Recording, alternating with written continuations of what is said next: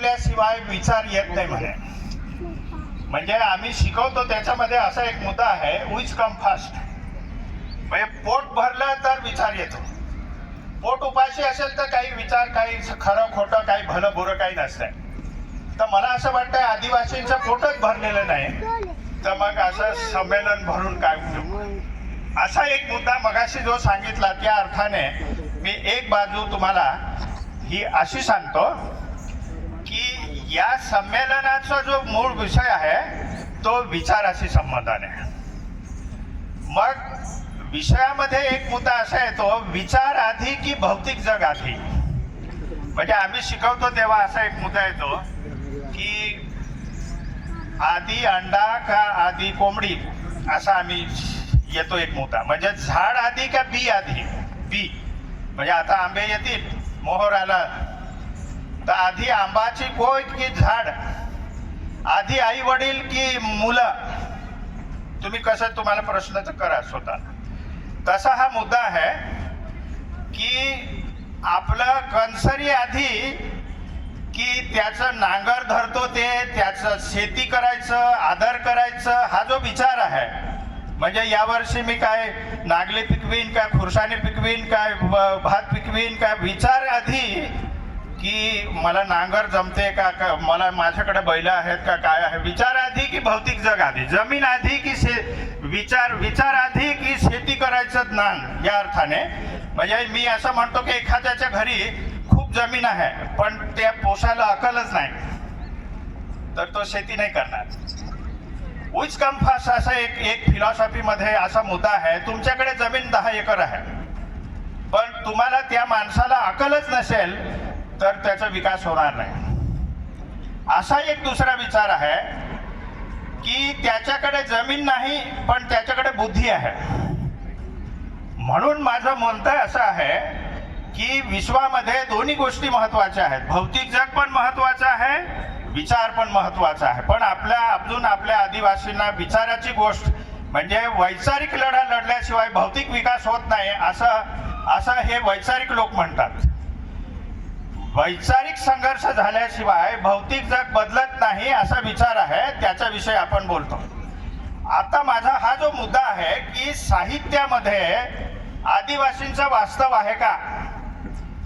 आपल्याकडे ब्राह्मण पुराण लिहून गेले लोक, त्याच्यामध्ये आदिवासींना शेपट्या लावल्या, पुरुषांना शेपट्या लावल्या, बायकांना नाही लावल्या.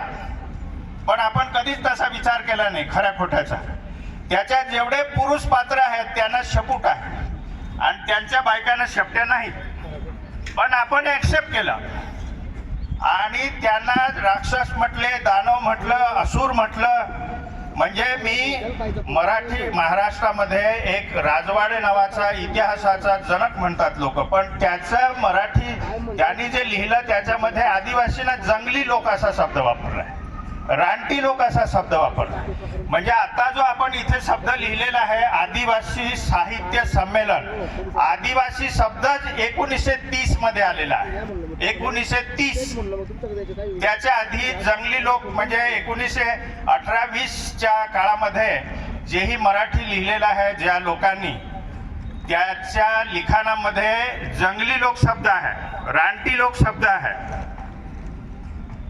बिहार त्या छोट्या नागपूर भागामध्ये पहिल्यांदा 1930-40च्या मधल्या काळामध्ये हा जो आदिवासी, तिथे एक छोटा नागपूर आदिवासी महासभा झाली. त्याच्यामध्ये तिकडचे लोक आदिवासी म्हणतात. म्हणजे जयपाल मुंडा जेव्हा संसदेमध्ये डिबेट करत होते तेव्हा त्यांच्याकडे व शब्द नाही, आदिवासी असा शब्द आहे त्या डिबेटच्या त्या चर्चेमध्ये. आणि पुढे तो 1940 मध्ये खऱ्या अर्थाने ते जे ठकर बाबा वगैरे त्या लोकांनी पुढे तो आचरणामध्ये हा शब्द आला, आदिवासी शब्द. म्हणजे 80 वर्ष झाले. तेव्हा मला असं वाटतंय साहित्यामध्ये आदिवासींचं वास्तव दिसते का. मुळात आदिवासींची आयडेंटिटीच आता आपण तयार करू लागलेलो आहोत. तेव्हा मी निगेटिव्ह बोलतो सर, मी निगेटिव्ह असं बोलतो की आदिवासींचं जे साहित्य आहे ते आता 70-80 सालापासून आपण बनवू लागलेलो आहोत. आधी आपली आयडेंटिटी राक्षस म्हणून होती, असुर म्हणून होती. म्हणजे तिकडे असुर नावाचे अजून आपले आदिवासी लोक आहेत, त्यांची जमातच असुर आहे. मला एक RSSचा माणूस म्हटला की म्हणे तुम्ही तुमचे विचार असुरासारखे आहेत. म्हटलं आम्ही असुरच आहोत, कारण आमच्या जमातीचं नावच असुर आहे, असंच मी म्हटलो. मगाशी यांनी सांगितलं की वनवासी वनवासी वनवासी हा शब्दच मुळात यासाठी वापरतात की त्यांना असं म्हणायचं आहे की तुम्ही जंगलात राहतात म्हणून वनवासी, काही लोक ग्रामीण भागात राहतात म्हणून ग्रामवासी, काही लोक शहरात राहतात म्हणून शहरवासी. इतकाच तेवढा फरक आहे म्हणे, बाकी सगळं आपण सारखेच आहोत. म्हणून कोण आधी आलं आणि कोण नंतर आलं हा विषय डावलण्यासाठी आपला सर्वांना वनवासी शब्द वापरतात. म्हणजे तुम्ही या ठिकाणचे मूळ रहिवासी आहेत हे जर तुम्हाला मिटवायचं असेल तर तुम्हाला वनवासी करणं सोपं आहे आणि शक्य आहे.